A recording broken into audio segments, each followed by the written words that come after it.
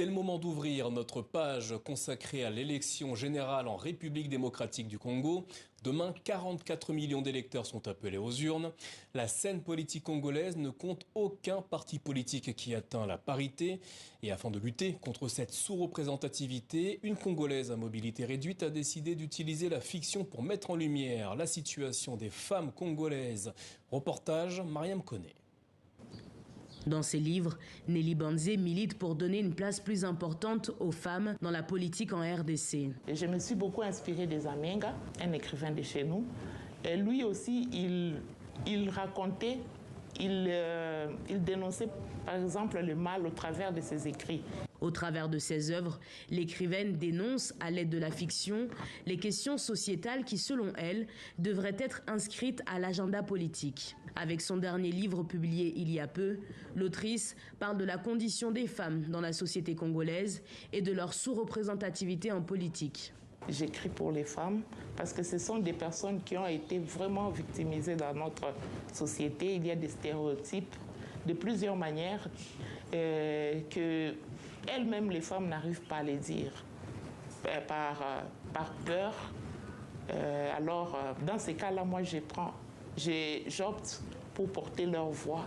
Pour mener à bien ses ambitions cette année, Nelly a décidé de s'engager en politique en candidatant comme députée provinciale. Là aussi, avec une volonté de faire bouger les lignes. Lorsqu'on voit seulement une femme, en plus handicapée noire, on nous prend toujours comme des mendiantes. Mon combat est de me battre pour qu'on ne puisse pas me voir comme une mendiante, mais comme une personne avec des idées qui peuvent contribuer au développement de la société. En RDC, les femmes candidates pour être députées provinciales comme Nelly Banzé représentent 28% des candidatures. Et ce, malgré l'exonération de paiement de caution pour les partis remplissant les conditions de parité.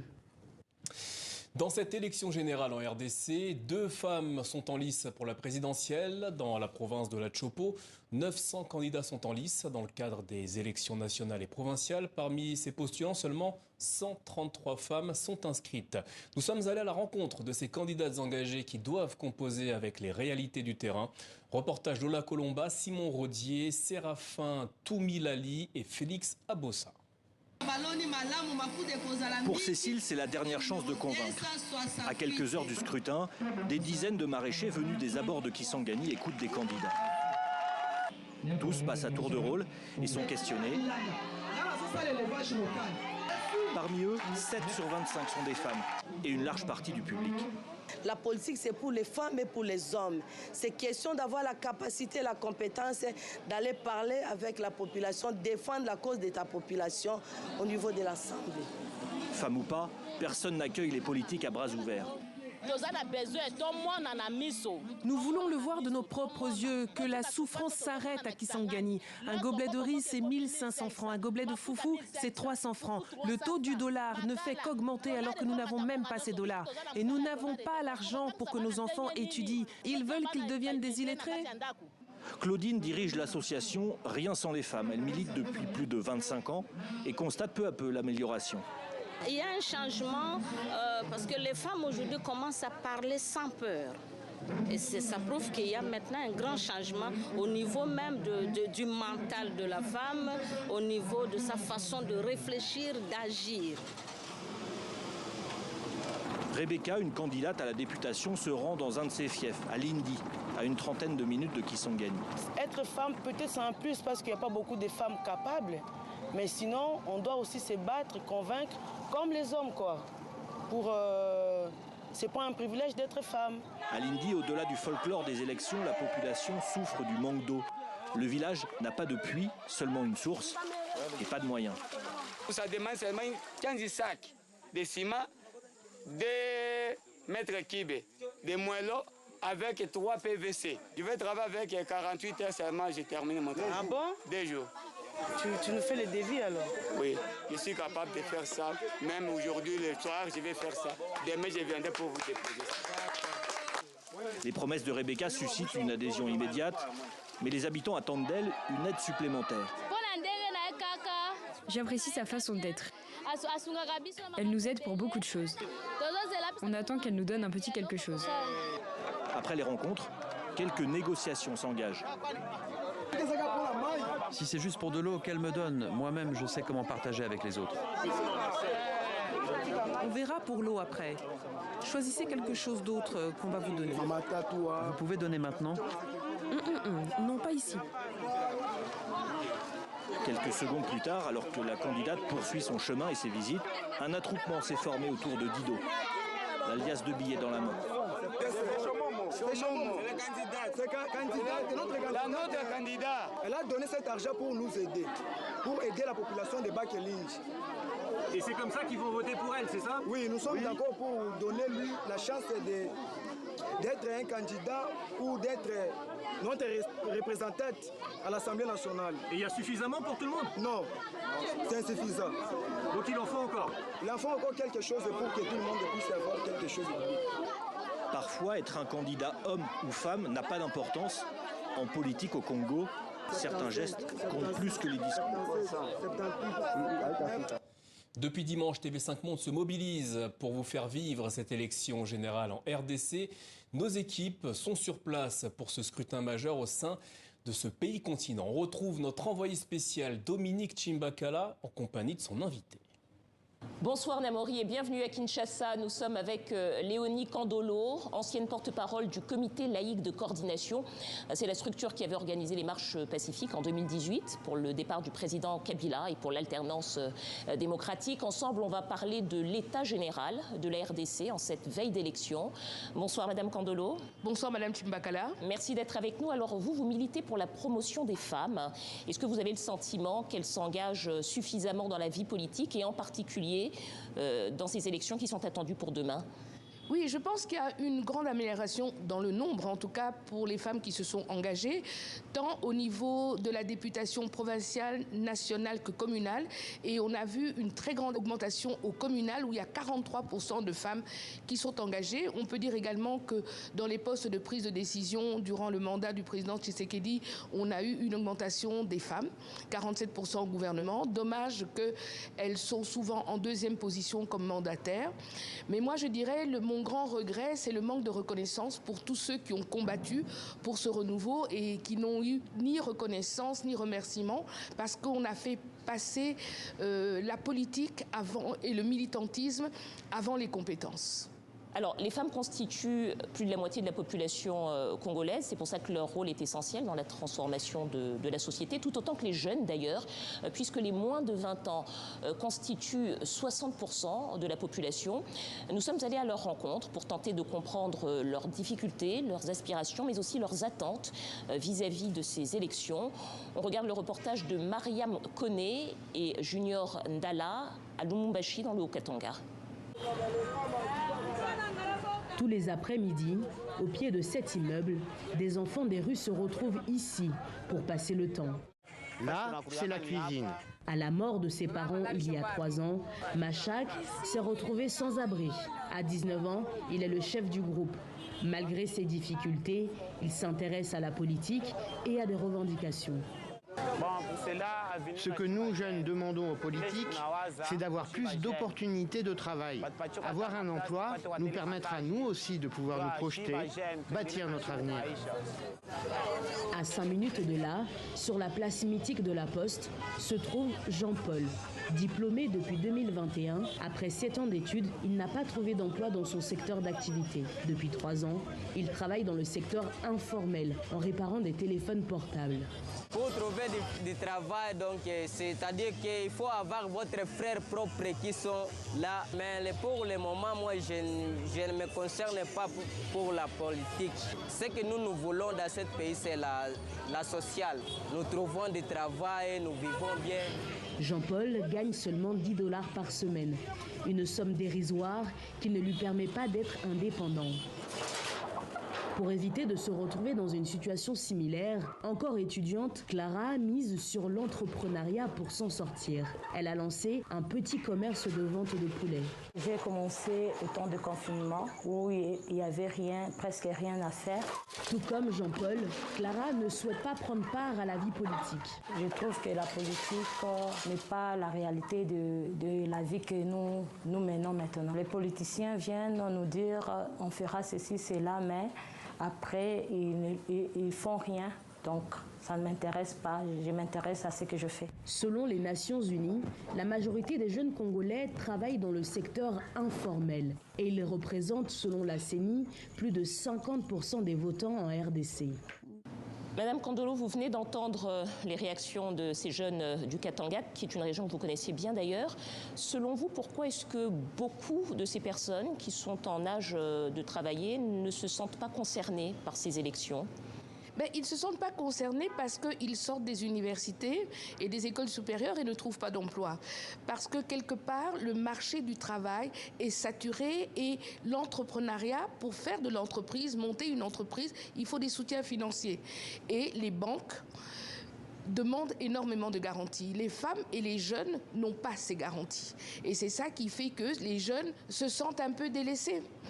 Bien sûr, il y a eu des actions à Kinshasa pour l'entrepreneuriat des jeunes, mais pour le moment, c'est encore un peu, on peut dire, confidentiel. Alors, on a vu que certains essayent de devenir entrepreneurs. Est-ce qu'il vous semble que la RDC de ces 5 dernières années, en tout cas, a suffisamment évolué pour que l'entreprise soit une solution pour sortir de la pauvreté ? L'entreprise, l'entrepreneuriat est une solution pour sortir de la pauvreté quand on en a les moyens.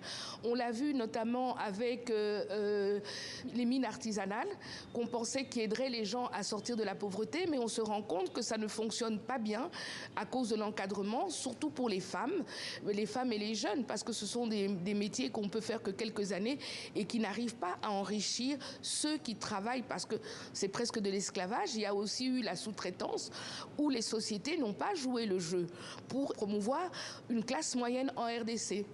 Donc je crois que quelque part le problème se trouve aussi au niveau des entreprises qui ne jouent pas leur rôle dans les engagements qu'elles prennent. Alors justement, il y a beaucoup d'entreprises étrangères en RDC, notamment dans l'Est, puisque vous avez parlé du secteur des mines. Est-ce que vous avez le sentiment que ces 5 dernières années, les partenariats avec les entreprises étrangères et leur engagement dans la société congolaise a été resserré, disons ? Bon, moi, je crois que ça a été un peu resserré, mais quelque part, elles ne jouent pas leur rôle. Elles ne respectent pas les engagements qu'elles prennent avec les communautés. Et puis, il faut voir que toutes ces entreprises ont vraiment un impact négatif dans les communautés. Elles polluent l'eau, elles polluent les terres et empêchent les communautés de faire de l'élevage, de faire de l'agriculture, de faire de la pêche. Donc je crois que la responsabilité sociétale de ces entreprises doit être sanctionnée beaucoup plus fortement. Est-ce que ces 5 dernières années, le gouvernement congolais leur a demandé suffisamment et les a contraintes suffisamment à avoir cet impact sur la société congolaise et notamment à fournir davantage d'emplois aux Congolais ? Je pense que normalement, dans les cahiers de charges qu'elles signent, quand elles commencent à travailler sur le sol ou dans les régions où elles se trouvent, elles signent ces engagements. Mais il n'y a personne pour les forcer à respecter. Par exemple, si des gens viennent faire le contrôle, si c'est la société minière ou la société pétrolière qui leur donne le transport, qui leur donne l'hélicoptère, qui paye leur transport, comment voulez-vous que les choses se passent réellement avec transparence ? Dans le reportage qu'on vient de voir, on entendait aussi un jeune homme se plaindre du népotisme, indiquant que c'était difficile de trouver du travail si on n'avait pas de relation, si on n'avait pas un parent dans telle ou telle entreprise. La lutte contre la corruption était un cheval de bataille du président Tshisekedi. Quel bilan vous en faites 5 ans après ? Le jeune homme, quelque part, c'est un peu ce que je disais au départ, c'est la politisation de tous les secteurs. Si vous n'êtes pas membre d'un parti politique, il est quasiment impossible d'obtenir quelque chose. Et c'est dommage qu'on fasse passer le militantisme avant les compétences. En ce qui concerne la corruption, ce que je peux dire, c'est que des structures ont été mises en place. Il y a l'IGF, il y a... L'Inspection générale des finances, qui contrôle les institutions de l'État pour traquer la corruption. Oui, il y a également une institution de lutte contre la corruption. Je crois que ces structures-là dénoncent. Maintenant, la balle est dans le camp de la justice, parce que ces sociétés-là n'agissent pas en justice. Donc peut-être qu'on doit se poser des questions par rapport à la justice. Une des mesures phares du quinquennat Tshisekedi, c'était la gratuité de l'enseignement primaire, et elle est instaurée depuis 2019. On va regarder un extrait du reportage d'Amani Alimassi et de Golnouch Barzégar pour tenter de comprendre les enjeux. Extrait. Avant, les parents comme Valentine Kaindo payaient l'école, 10 à 15 $ environ par mois et par enfant. Une somme indispensable pour subvenir aux autres besoins de la famille comme la nourriture et la santé. La gratuité, c'est une bonne mesure, car tous les parents ne sont pas capables de payer les frais de scolarité de leurs enfants. Beaucoup d'enfants n'étudiaient plus, ils étaient devenus des enfants des rues, mais depuis que la gratuité a été instaurée, ils étudient. Comme les parents, les enseignants saluent aussi la mesure de gratuité, mais déplorent leurs conditions de travail et surtout la baisse de leur salaire. Et malheureusement, il n'y a pas eu mesure d'accompagnement. Ce qui fait que les enseignants souffrent énormément parce qu'ils sont sous-payés. Et un enseignant, on lui donne moins de 100 $ le mois. Comment quelqu'un peut vivre avec un salaire pareil? Est-ce que cette mesure sur la gratuité de l'enseignement primaire vous semble avoir atteint ses objectifs? D'abord, quand l'UNICEF nous dit que 5 millions d'enfants ont pu reprendre le chemin de l'école, je crois que c'est quelque chose de totalement positif. Peut-être qu'on aurait dû mieux travailler sur la mise en œuvre, parce que les enseignants, comme on l'entend dans la vidéo, se plaignent un petit peu. Mais ce que moi je sais, c'est que les salaires des fonctionnaires globalement a été augmenté, de tous les fonctionnaires quasiment. Mais il y a aussi le coût de la vie qui a terriblement augmenté et qui entrave les gens d'avoir une vie sociale agréable, parce qu'on doit se nourrir, on doit se vêtir, on doit payer les loyers, et ces choses-là augmentent beaucoup avec la dévaluation du dollar. Plus largement, Madame Kandolo, et à part cette mesure, est-ce qu'il vous semble que le quinquennat Tshisekedi a suffisamment répondu aux attentes sociales des Congolais? Mais je dirais que moi, j'apprécie aussi beaucoup la gratuité de l'accouchement, qui est quelque chose qui empêche les femmes de mourir. Nous avions quand même 4 femmes sur 10 qui mouraient ou qui avaient des conséquences néfastes lors des accouchements. Ça permet aussi d'un bon suivi des enfants qui peuvent aller à la pesée et recevoir les vaccins gratuitement. Donc moi, je crois que ça, ce sont des mesures importante. Il y a une meilleure couverture de l'électricité, mais je crois que là, il y a quand même encore beaucoup à faire. Et moi, je crois que ce sont les mesures phares, parce qu'il ne faut pas oublier que toutes ces mesures, elles sont constitutionnelles. Donc, en fin de compte, le président Tshisekedi n'a fait qu'appliquer la Constitution.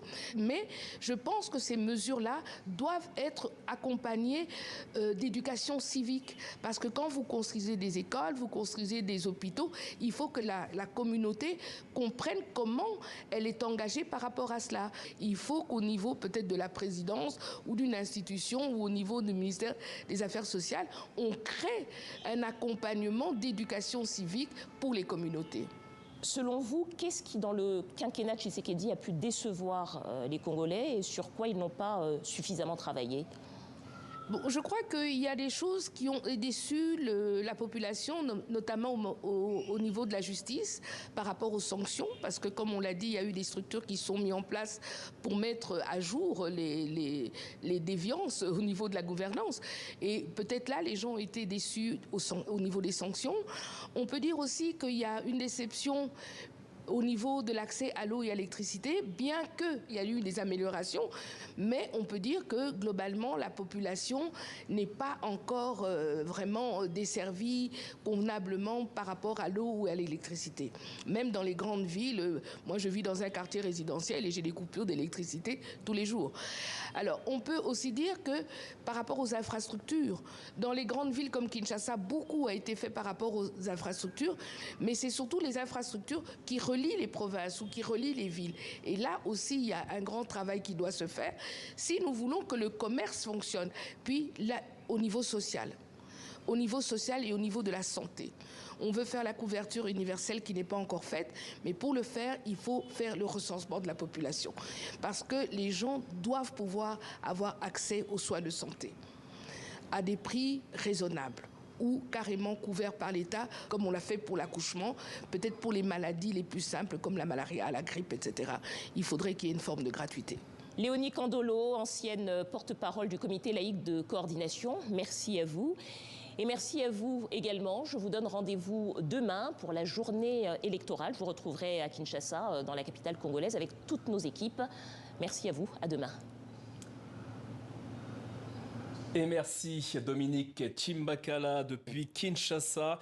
Merci également à toutes les équipes mobilisées en RDC. Demain, le Journal Afrique sera largement consacré à ce scrutin général en RDC avec des reportages, réactions et analyses. Ainsi va l'actualité sur le continent. Merci de votre fidélité. On se retrouve demain. D'ici là, prenez soin de vous et de vos proches. Excellente suite de programmes sur TV5.